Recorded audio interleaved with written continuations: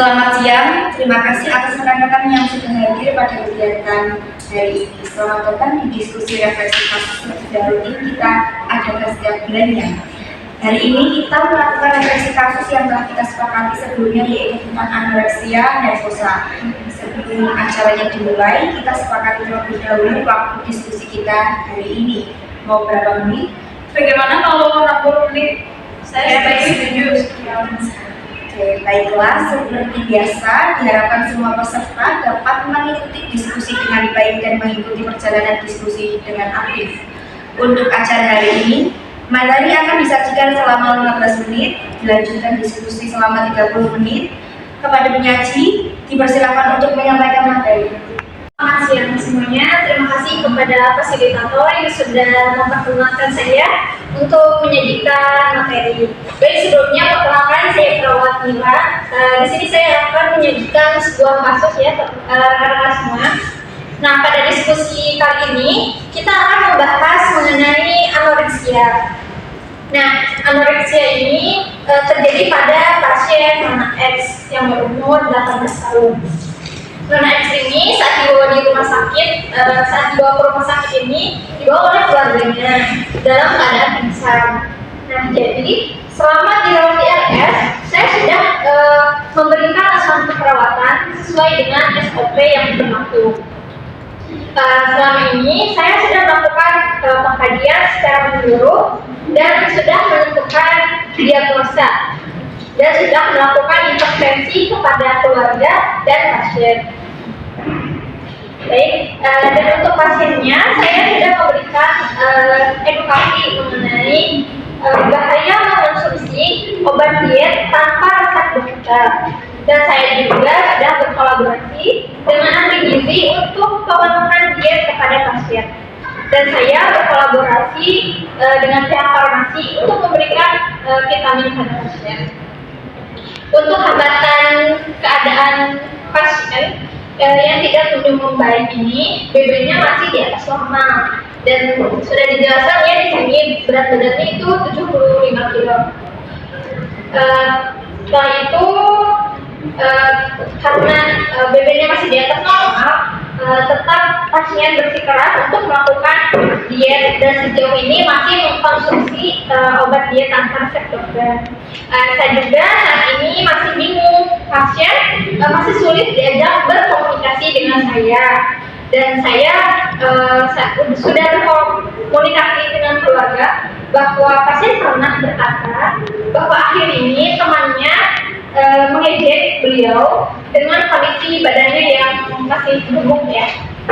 Nah, melihat hal tersebut, saya akhirnya berkolaborasi dengan psikiater untuk mengatasi keadaan pasien tersebut, dan saya sudah mengajak ke psikiater bertemu dengan pasien. Setelah dilakukan intervensi, keadaan pasien sedikit membaik, dan intervensi yang dilakukan sekarang sudah sangat memuaskan. Sekian kasus yang saya paparkan. Mungkin saya kembalikan ke fasilitator. Baik, langsung saja saya akan fasilitasi sesi diskusi selama 30 menit. Jika ada yang ingin disampaikan dari teman-teman, silakan memberi pertanyaan dan klarifikasi dari kasus tersebut. Masih atas waktu yang diberikan kepada saya. Pertama, saya perkenalkan, nama saya Perawat Maulida Rizka. Saya bekerja di ruang mawar 1. Saya juga mempunyai kasus yang sama dengan diagnosa anoreksia nervus akibat banyak mengkonsumsi obat-obat penekan nafsu makan. Alasannya juga sama, karena body shaming dan teman seperti ini.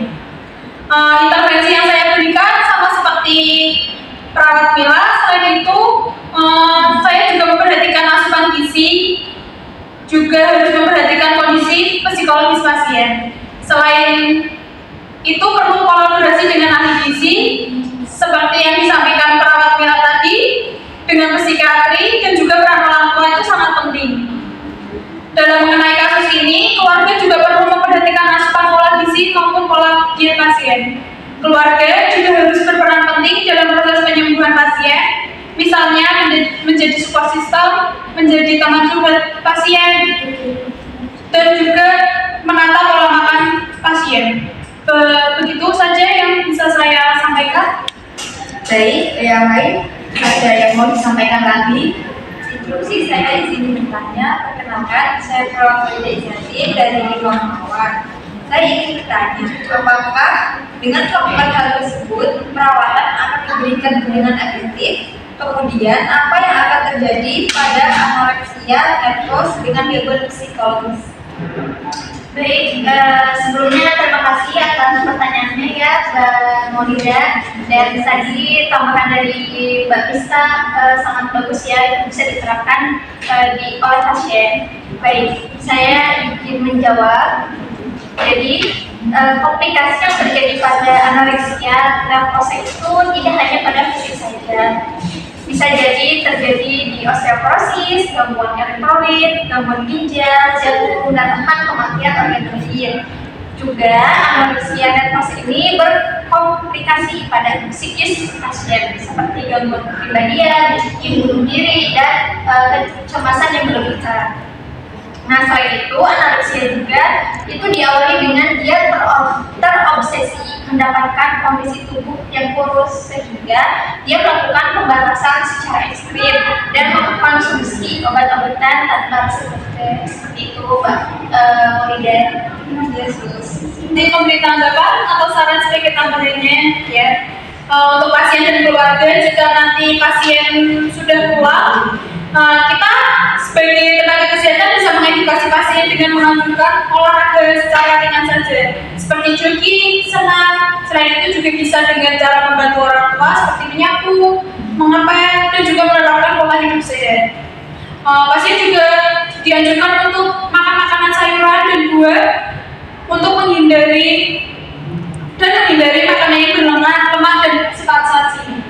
Selain itu, olahraga juga dapat meredakan stres yang berlebihan dan meningkatkan hormon endorfin yang memicu timbulnya stres. Itu saja tambahan dari saya. Oh iya, saya setuju dengan tambahan dari perawat Siska. Selain itu kegiatan positif sehingga tidak ada gangguan fisik. Ada lagi yang ingin ditambahkan?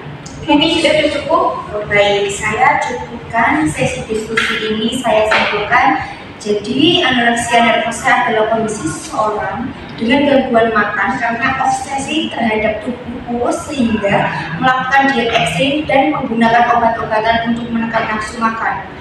Nah, anoreksia nervosa ini terjadi akibat gangguan persepsi diri dan bullying pada usia remaja. Asuhan keperawatan yang akan dilakukan tidak hanya berfokus pada fisik saja, tapi pada psikisnya juga. Nah, keikutan sertaan orang tua juga berperan penting dalam keberhasilan melakukan asuhan keperawatan.